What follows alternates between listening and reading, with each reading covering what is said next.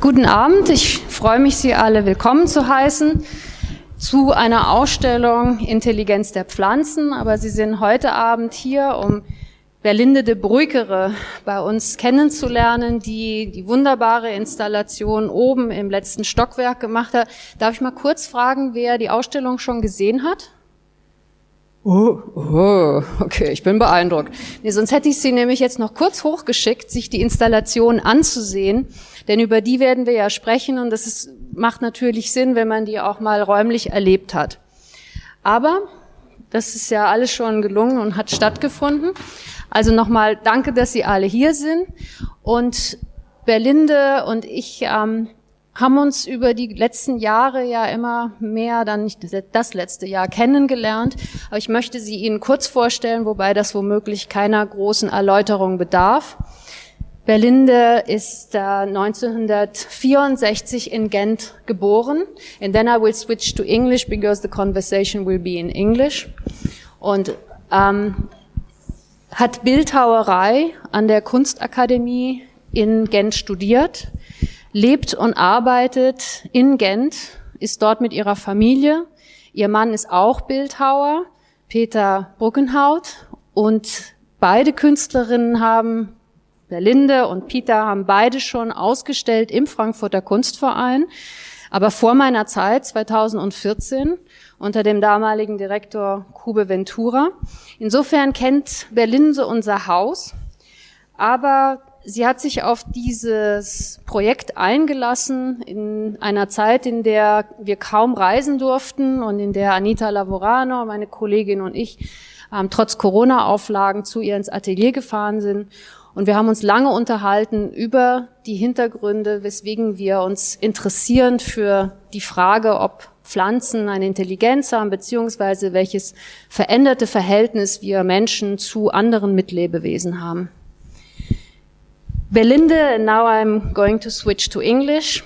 Berlinde has exhibited in many internationally known museums, such as the Venice Biennial, where in fact we will be speaking about it in a minute, the Bonefanten Museum in Maastricht, the Fondazione Sandretto Rebaudengo in Torino, in the Metropolitan Museum of Art in New York, the Whitechapel in London, the Pinchuk Art Center in Kiev, Kunsthalle Aarhus, where these embalmed twins have been exhibited first, the Kunsthalle Bremen, and in the Kunsthalle Dornbirn. And I take the occasion to pay tribute also to the presence of our colleague and director Thomas Häusle, who has exhibited a wonderful show by Berlinde.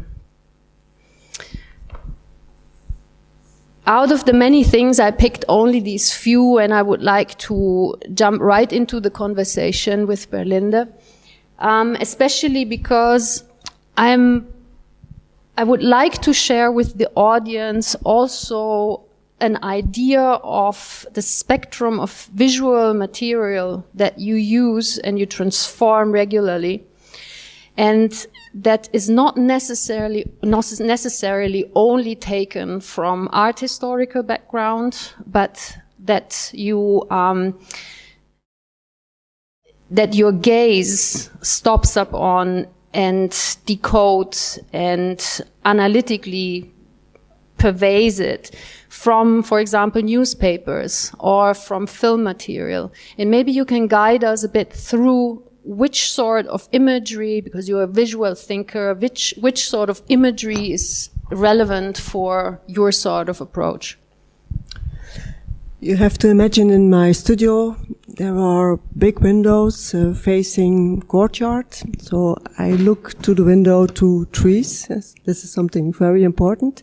But between the big windows there is a wall, and this wall is ever changing. So you can find there postcards that I took with me when I was visiting exhibitions, but then also images from the newspaper that touched me. And it's like a whole collage, a little bit like what we see here on the wall.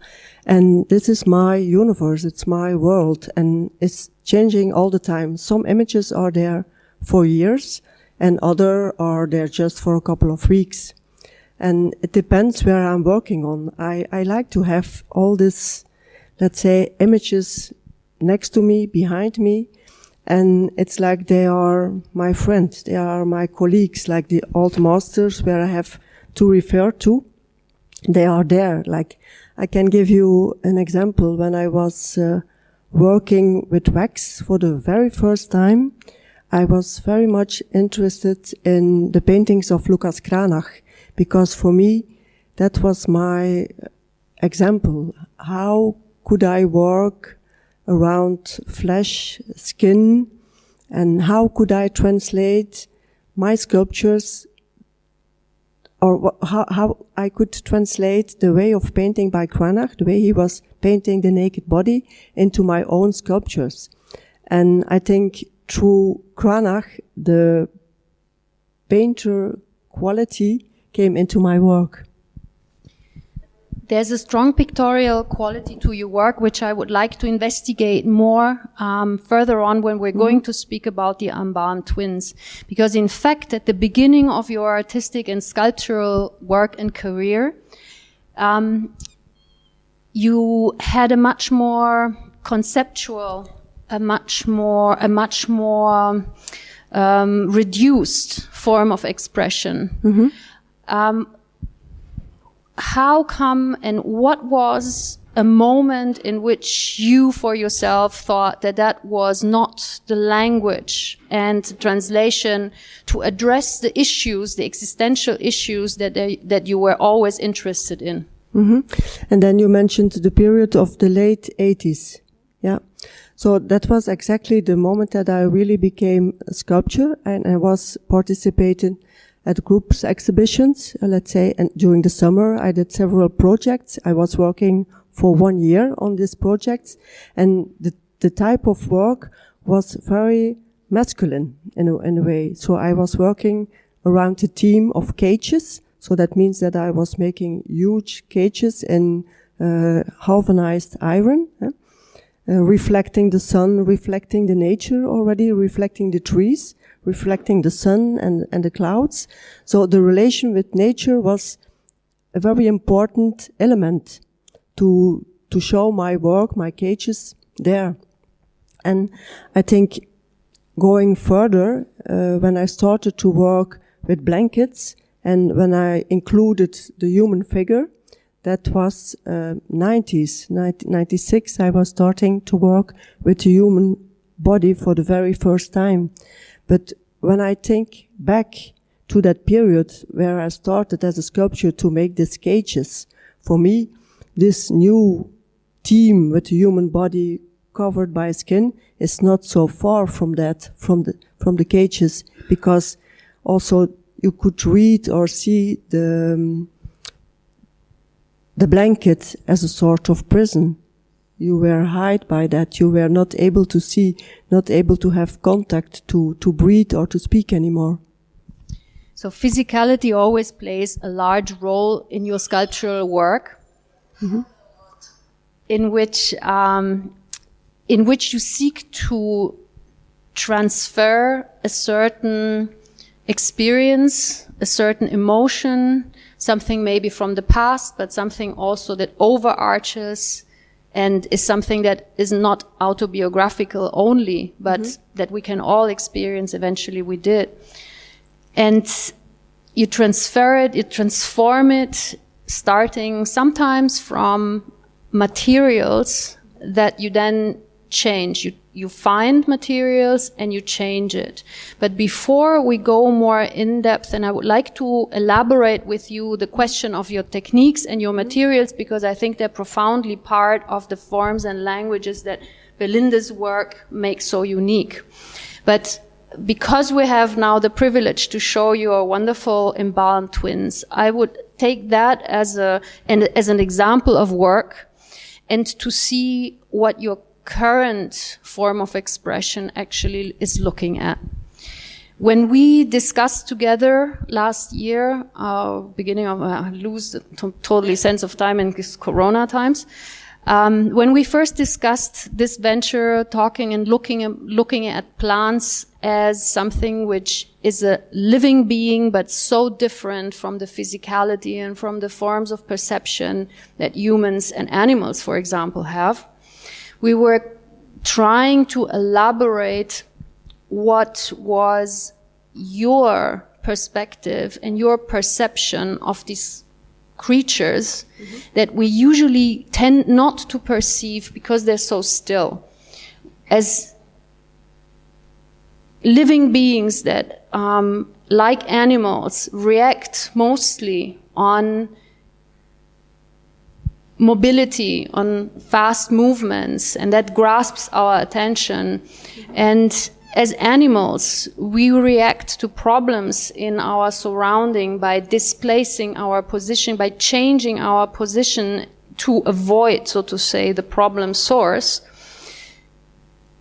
Unlike that, due to their different physicality, plants that are so still and bound to the geographical position of their standing, they have to react in a completely different way to challenges and problems that they are faced and confronted with.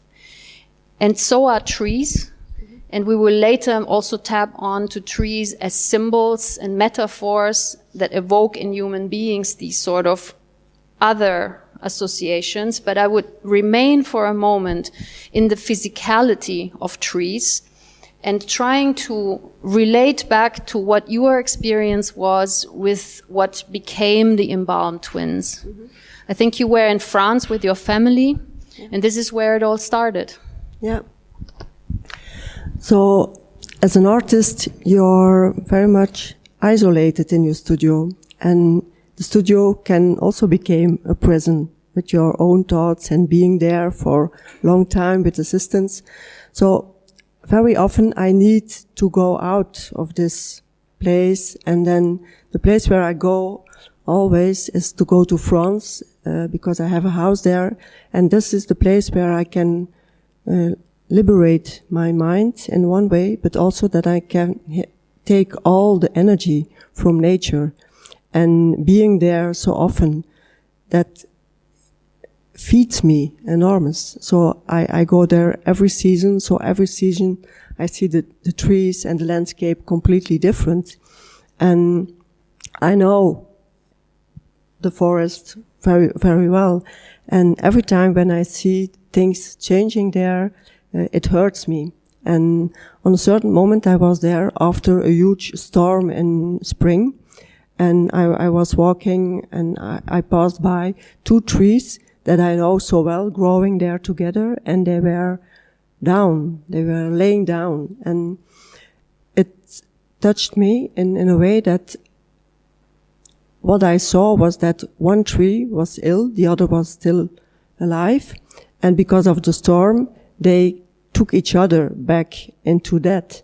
So they came down together, and one was still living and the other was already dead. So for me it was very strange feeling, looking to this choreography, in a way you could say, what happens there in storm. And I thought, this is after my experience finding the old ulm that I used for cripplewood, this can be something different. So I went there and came very close to the trees. And what I saw was in the tree who was dead already, that he was losing the bark, and what was under the bark was so close to human skin, so close to human body, that I thought, okay, this can be another way of working with the tree as the one that I did before. So I tried to find an occasion, and luckily the invitation of Aarhus came, capital of culture, where I could make a new sculpture for a big room. So I brought the 2 trees to Ghent, to my studio, to work on. And now the big transformation starts. Mm-hmm. This is, the beginning is in observation in the landscape. It was 2016, I believe it was Kirill, no? The big storm that broke down. I don't know the name anymore, but... Kirill, yeah, I think so, because that was one of the most violent storms in that area in France at the time. And it really ended with the life of many forests as a whole. So you basically kept this image in mind. You had the transportation of the two trees, fallen trees, as you found them in nature. I have to say, Berlinde has a huge and beautiful studio that is an old school building transformed, that has this traditional structure as a U form, and in the middle you have a green garden with a large tree also. So that the trees, always many trees, and so the trees are very present, individual presence of these creatures. So you transported these two trees, and then with your team you start a long process of transformation, because what we see upstairs is not the tree. Would you like to walk us through this process of transformation, through your materials, through your techniques, and through the molds that you elaborate from the original shapes? Yeah. So going back to the first experience, when I found them, I was really intrigued by the fact that they were growing into each other, the branches, and for the transport I have to cut them. But I thought it's an enormous amount of transportation if I bring all the branches to the studio. So I decided just to bring the bigger part of the tree, knowing that I have still a lot of branches. The leftovers from cripplewood were still there. They were not used before. So I was thinking, in my creative process, I can use the other ones to complete those two bodies. And anyhow, we started to make the branches separated from the body of the tree. And when this job was done, an enormous amount of work with many people, we brought all the material into a bigger place, a bigger studio, to start to connect them. And to start to do it in the way that I thought it should work. And after 1 week of connecting the branches and putting some supports and really doing what I got in mind, I told my team I'm not pleased at all. It don't work for me. It's too much. It's like I forced them to be back or to be closed again, and it feels very strange and it don't work anymore. And then I brought the two trees to my studio with the cut branches. So they were somewhere in the courtyard. And then we went there to do some research on what we got as a starting point. And then I saw the bodies more than the trees. And that was a very important change in my mind to see them as bodies and not as trees anymore. So we started all over again. We got the big parts of the tree already in the studio, and then we start to work on the two trees as a twin for me. The process that I'm aware of, and you will tell us more, is that you first use silicones to capture the surface of the forms, of the trees, of the bodies. And with the silicone, you cast a mold that then serves you as to recreate a new shape in epoxy. Exactly. And the epoxy is, first of all, a hollow, basic shape on which you then intervene, or how do you create the layers of wax to the construction of a new body? I work from outside first. So that means that, as you mentioned, we do an exact copy of the tree in silicone, because the technique of silicone gives you the possibility to take every single detail. And there is no other technique that you can have so much details. And, you know, God dwells in the details. So for me, it's very important to have this detailed work. And then you have to imagine if I do a big tree like the ones that we have here, the molds, we have to do them separately. So we have, let's say, between 50 and 60 different parts, all little parts like a puzzle. And all these different parts, the starting point is that I start to paint with wax into the mold. The epoxy is something that came much later. So then we have all the different parts that we put together only in wax, just to make the sculpture, to do deformations and to try to, to make a real sculpture out of it. And sometimes it's close to reality, the starting point, and sometimes it's go far away that I enlarge or that I make them bigger or higher. Whatever you can do in my technique and wax, I'm able to do that. And on the moment that I see the scape and that I see the sculpture in wax, then we decide to open all these different parts again and to strengthen with epoxy and an iron structure inside. And then again, there is another team working with me, the people who are able to weld this iron structure together. And then at the end, we have the shape that you can see upstairs. Not like you see it here. You have all these seams between the puzzles. And this seams has to be filled, invisible. So it's an enormous amount of work to do that with a lot of patience. And now it's not visible anymore. And this gives you the way that the works look like.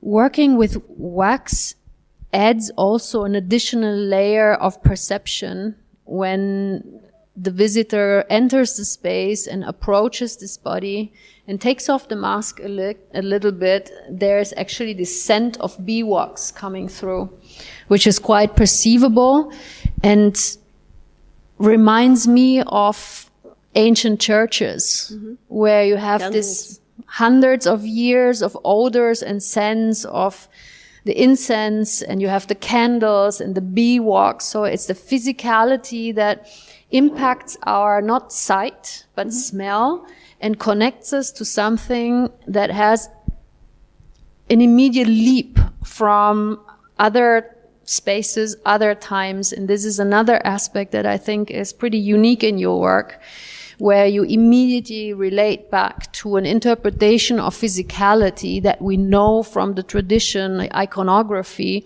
of Christian art. And having visited Ghent, not for the first time, but with a much more focused view on your work, now that I saw also the amount of cultural heritage of paintings that are in the churches, in the collections of Ghent, I cannot refrain from asking you, of course, which is the influence that all these iconographic reference, all these Christian relations to the transcendence of the body into a spirituality must play for your work.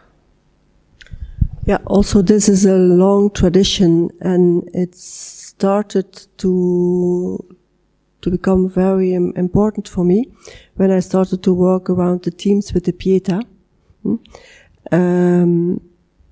And of course I was growing up in a Christian border school.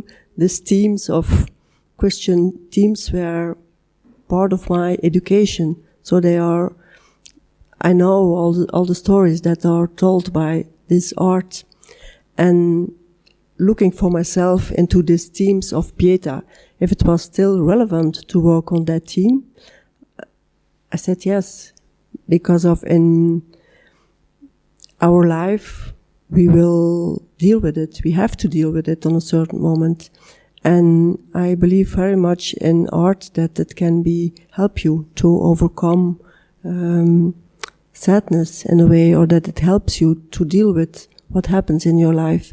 And in these themes of the Pietà that I know from Christian religion and old masters, painters, but also sculptors, I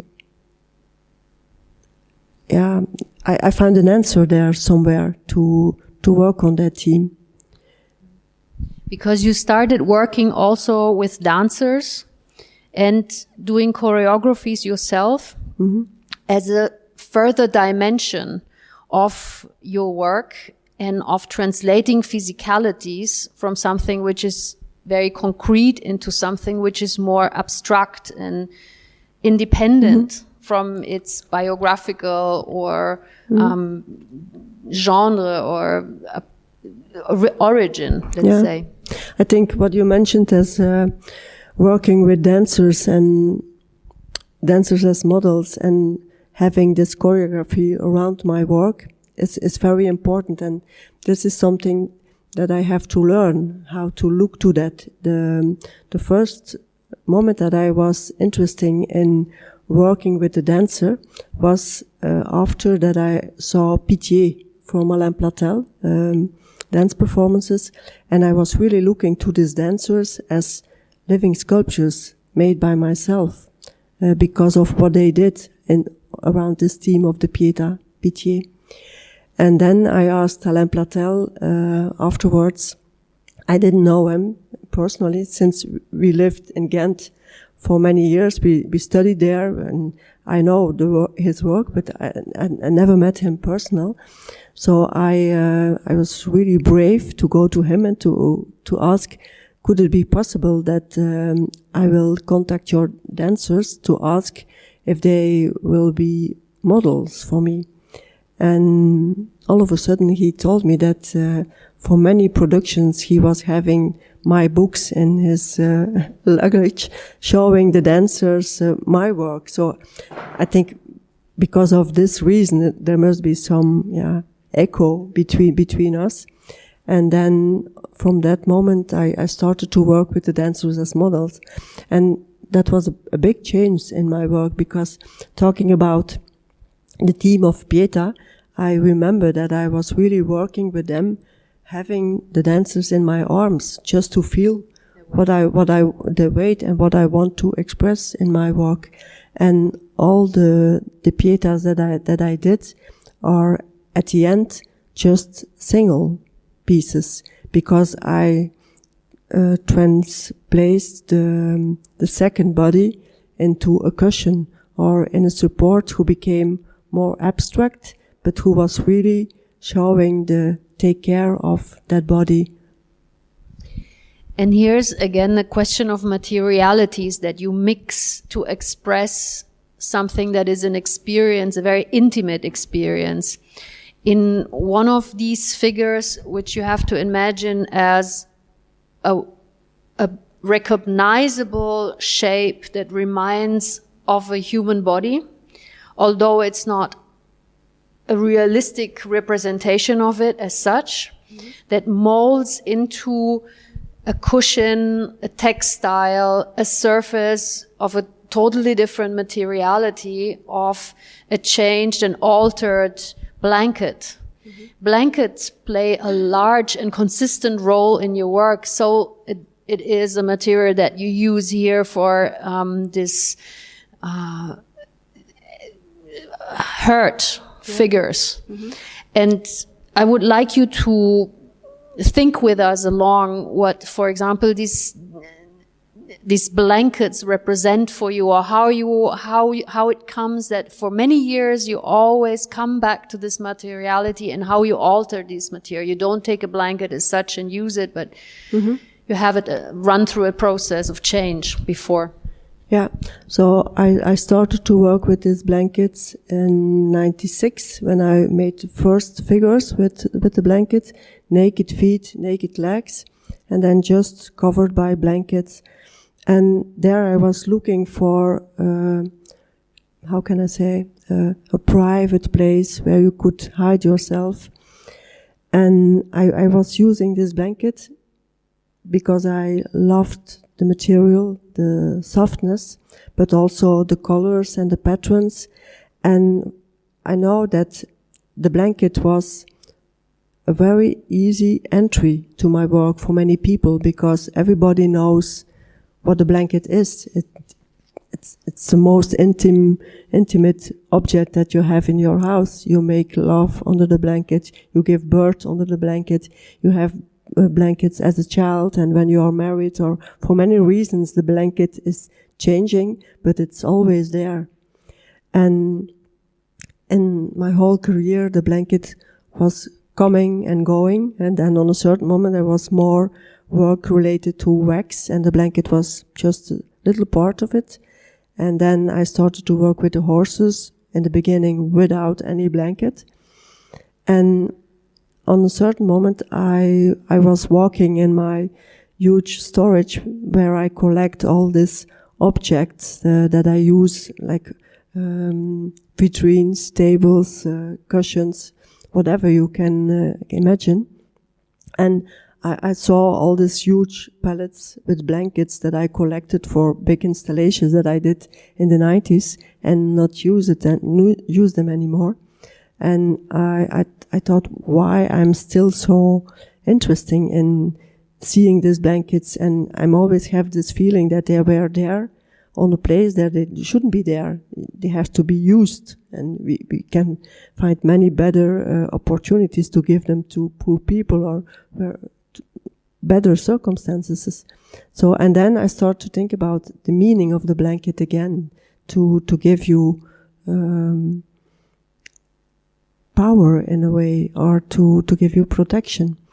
And then I brought them to my courtyard near the studio, and I was putting the blankets outside, hanging in the trees, laying on the floor, on obstacles, just to leave them there, in the meaning that they have to lose their strength, to have to lose their patterns, to lose their color, because in our social system, the blankets fits not anymore. We are failed in our promises. And the way that I was treating the blankets was as we treating people, not in a very kind way. And then for me it was like, okay, let's bring the blanket back into my work. And the way that I was using the blanket here is in a way of that it shows you the treatment in a way, and that they fall apart. They became so fragile. They became so fragile as the body that they covered here. So, in fact, this material is ambivalent in between being exposed to transformation over time and erosion and decay, as much as the bodies that they are there to cover and protect and shelter, which is a beautiful memento mori, so to say, to which you pay tribute to your work. I would say that you are capable in translating into a contemporary shape, into something which is much more speaking the language of our time, something that the ancient and the traditional arts are always relating to. And this gives me the opportunity also to a bit hope that you will elaborate on your interest on mythology, on the traditional mythology. I heard you speak about Thanatos and Eros being important elements when you create certain sculptures, but also about the mythology of Diana and God for in other of your works with the deer horns.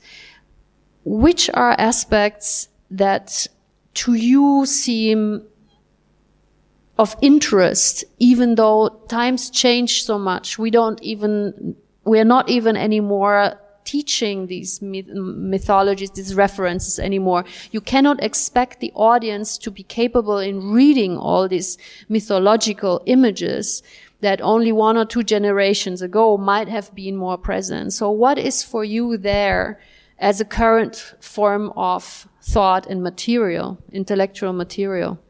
Yeah. I think for me the themes where they talked about also in Christian religion and in mythology, they are still ongoing, and I recognize these themes also in my daily life and what I see happens around me. So for me they are not old-fashioned, and they are not gone. And it's not because my audience maybe they don't understand or they don't feel what I want to say with this, using this myth, I believe very much in the fact that they were feeding me to create these new sculptures. And the works that I did with Romeo My Dear and the Antlers, that was very much based on the myth of Diana and Actaeon. And because of this beautiful story, a story of seduction, where Actaeon is watching Diana and she is punishing him by changing him into a deer, and then he was there sitting, waiting, and then all of a sudden it happens that he became a deer, so the antlers were growing, and his dogs, hunting dogs, were biting him, and at the end he was completely eaten by his own dogs, because when he mentioned their name, they didn't understand, and they couldn't recognize him anymore. So for me, it's a fantastic myth to share with you in a work, in the works that I realized after that they are not the exact copy of this beautiful myth, but they have all the passion inside. I think the works, the group of antlers named Romeo My Dear, for me they are all portraits of the deer in the meaning of lovers, and that they are showing also their wounds. The antlers are made out of red wax, and they have very often red velvet textile. So I use them in the meaning that love and passion can hurt you. And I made this whole series of portraits out of this beautiful deer. So your work seemed to be able to bridge a very educated read throughout the history of narrations, of imagery, of myths, of this whole capacity of conveying essential and eternal sort of experiences that belong to us as humankind, no matter in which historical moment we are on this planet making this existential experience. And I think this is why you always also appeal to so many heterogeneous people, so different people, into art history, into contemporary art or not. And this was actually one of my awakening moments also, knowing your work since many years. In 2013, Berlinde was representative of her country, Belgium, at the Venice Biennial. And she created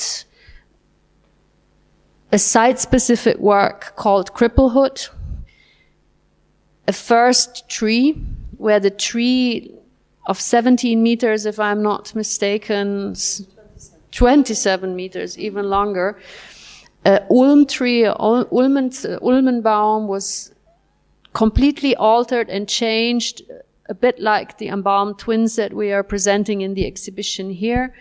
And it was this corpse laying down in a very sober way. And you have to imagine that in June, when the biennial in Venice starts, it's very bright and sunny and loud and full of people. And you entered this pavilion and it was dark. And Berlinde made a lot of effort, as I've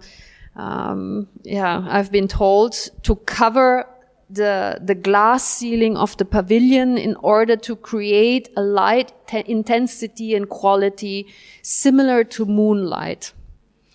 So you entered this space, which was curated by not an art curator, but in fact a writer, an author, a poet, which was a beautiful choice to pair you two.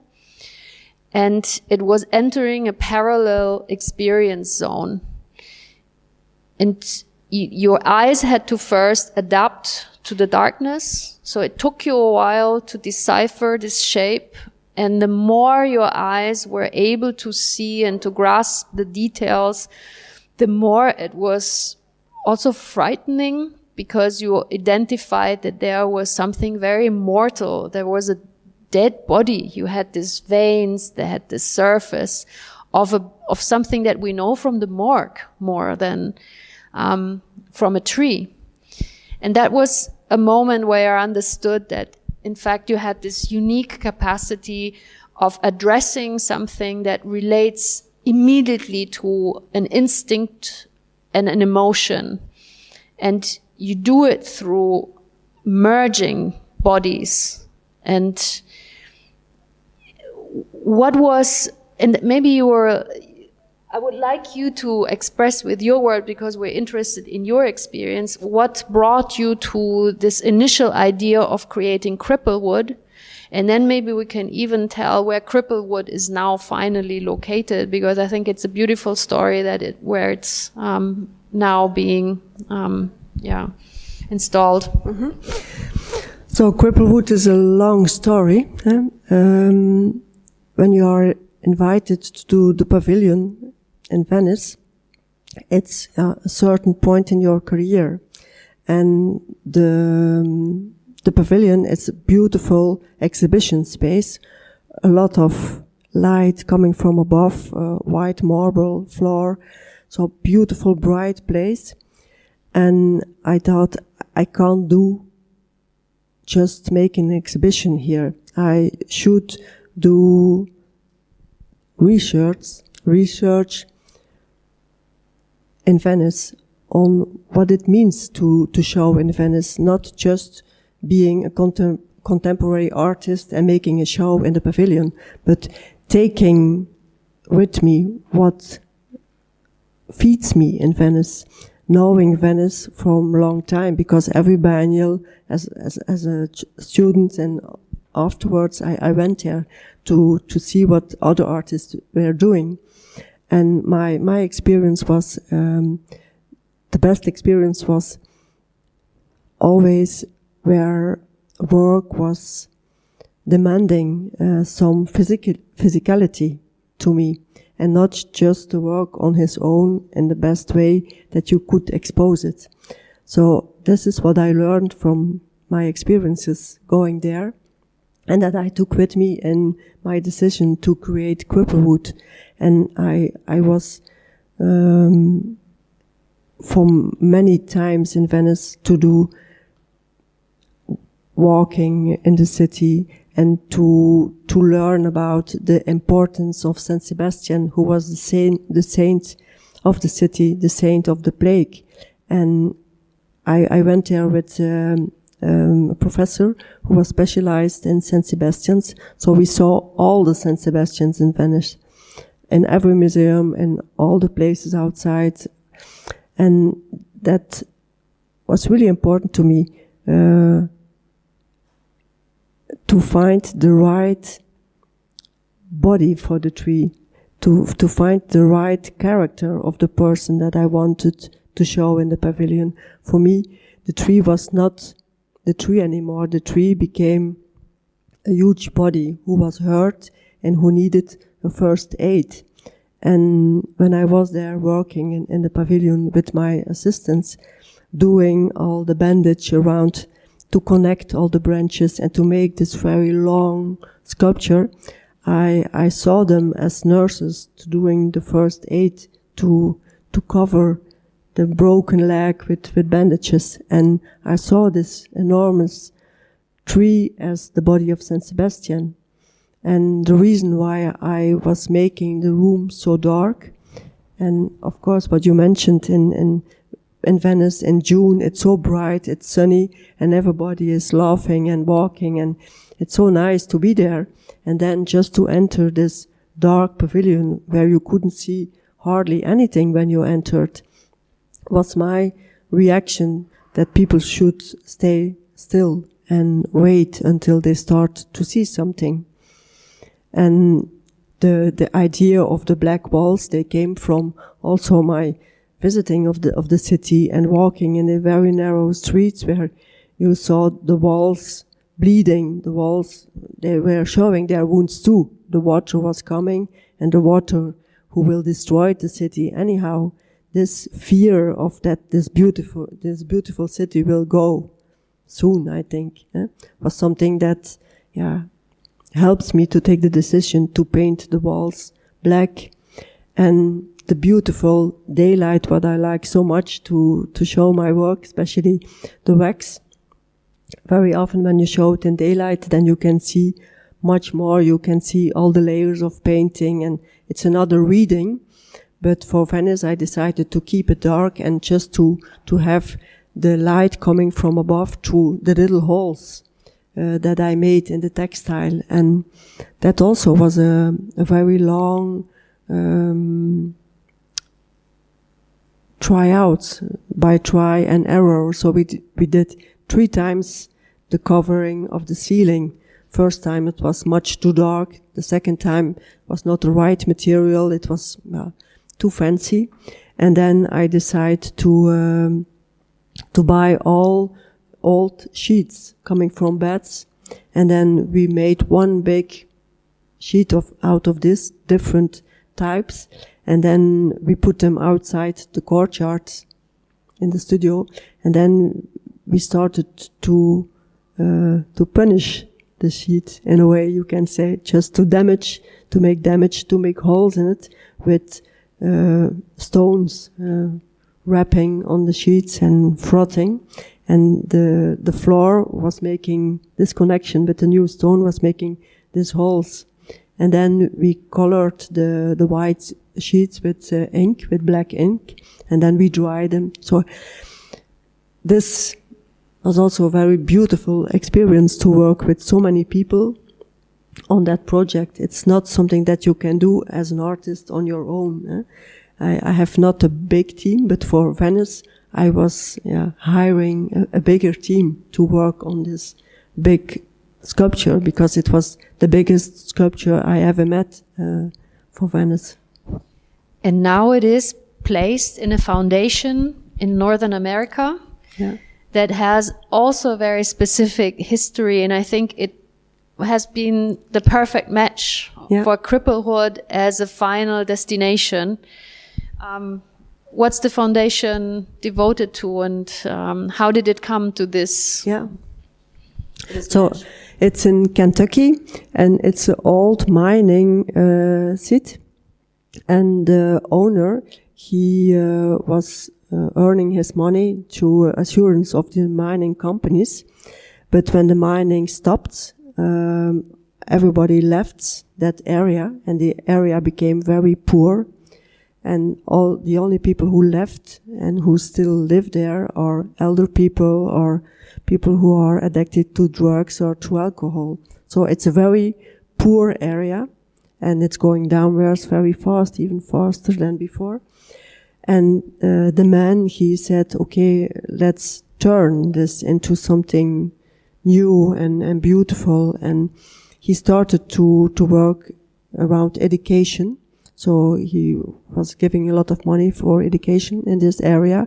Also to start to give money that people can cultivate their own vegetables, that they start to live very healthy.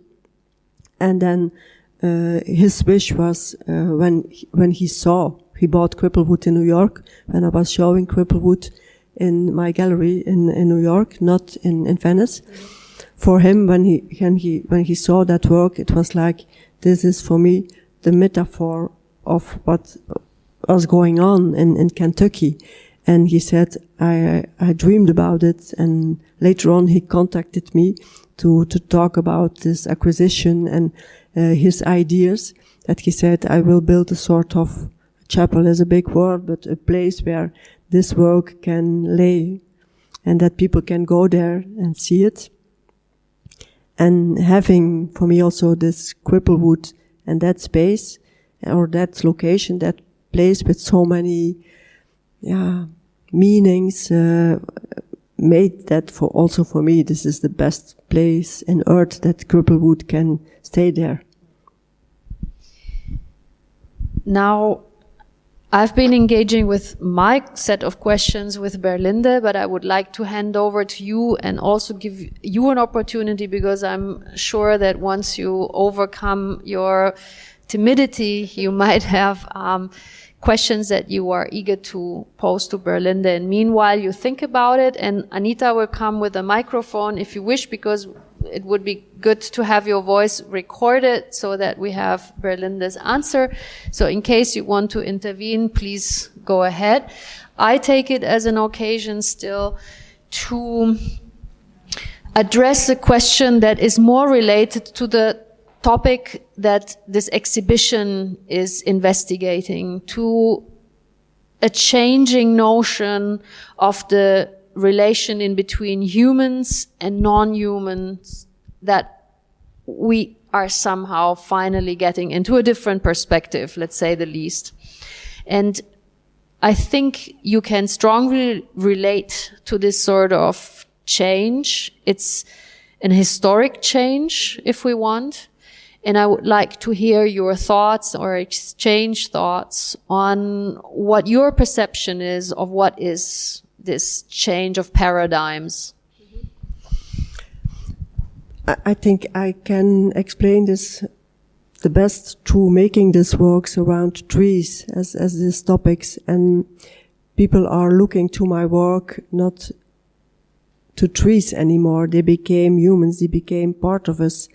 But all of a sudden, all the trees that I made until now are started from dead trees. So that means that there is something very sad going on. If you look to the forest, they are cut so quickly. So we have to do something against this, that we can stop what is going on in the world, what we do with nature, what we do nothing. We are blocked. And I hope that my work in a way can open a discussion, that people are aware about that, and not in a very aggressive way. I think if I look to my sculpture upstairs, just when you enter the space, then they look like bodies, and they are very silent, and they look very sad. But on the other hand, there is this comfort made by the cushions and made by the blankets. So I think we should find this comfort between us, that we can open a dialogue to talk about it. And I have set your work explicitly at the end of a walk that starts from the ground floor with the position of science, with the perspective of science, with objects that are not art objects, but they come from laboratories and they have a function. And in this middle area, we exhibit or we present and we give voice to 4 different artistic positions that are deeply informed about scientific notion. And the end of this walk through this exhibition as a choreography, as a suggestion of an experience, of a process and an experience, is to have your work at the very end in a space that has pretty much of a sense of a cathedral, in this highness and this amplitude and in the echo that it produces, and just set aside Abel Rodriguez, that is not even thinking himself as an artist, but more of a wise person, an elderly person from an indigenous community that is sharing knowledge as much as spiritual meaning of plants, of trees, and of this togetherness. To finish on this note,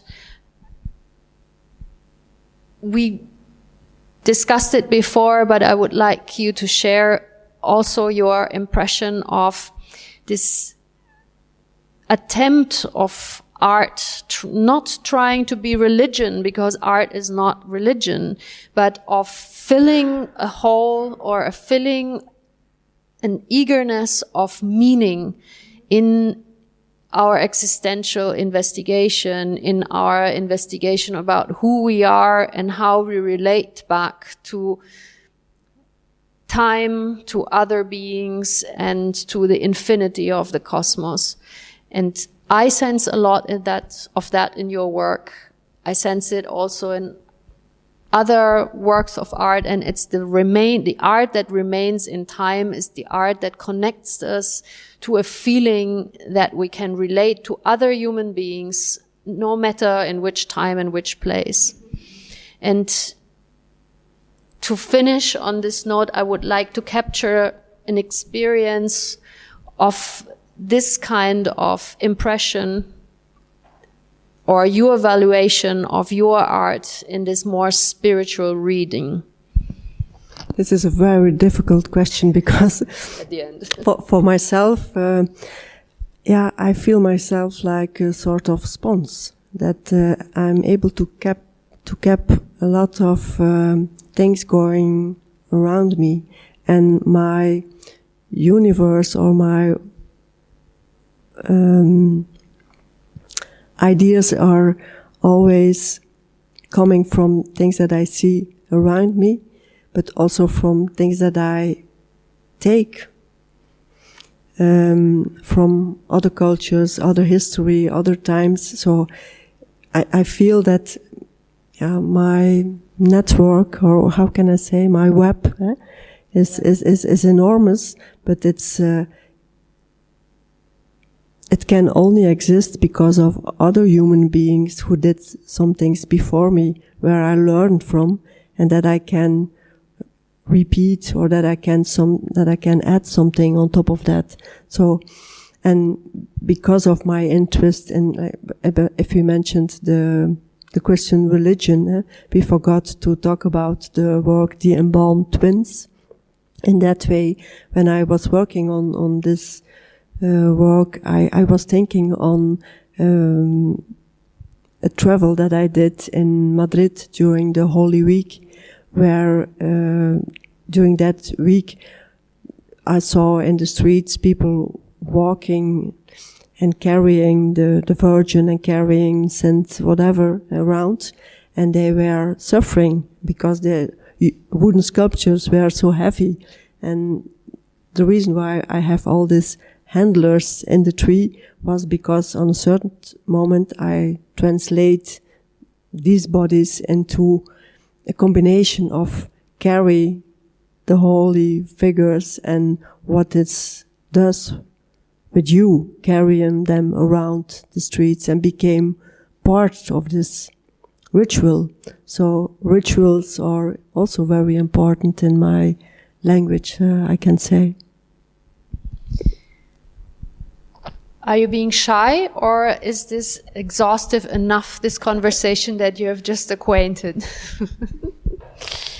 Okay, if so, everyone is sort of satisfied, I hope. I thank Berlinde De Bruyckere so much for having not only participated in this exhibition, but has been so generous to share her thoughts with us tonight. And we will stay with the exhibition 3 weeks longer, until February the 20th. So if you have friends or you want to come and assist to other events that we are going to prepare for you, you're most welcome. For example, on December 18th, also am 18. Dezember, wird Andreas Müller, ein Biologe vom Forschungsinstitut Jülich, mit mir zusammen durch die Ausstellung führen.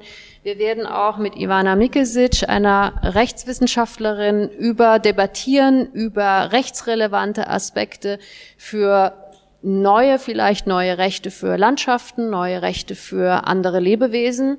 Also diese Überlegungen gibt es. Es sind spannende Aspekte, die wir von anderen Expertinnen aus anderen Disziplinen gerade lernen. Also bleiben Sie neugierig und bis auf sehr bald. Many thanks, Berlinde. Thank you. Pleasure.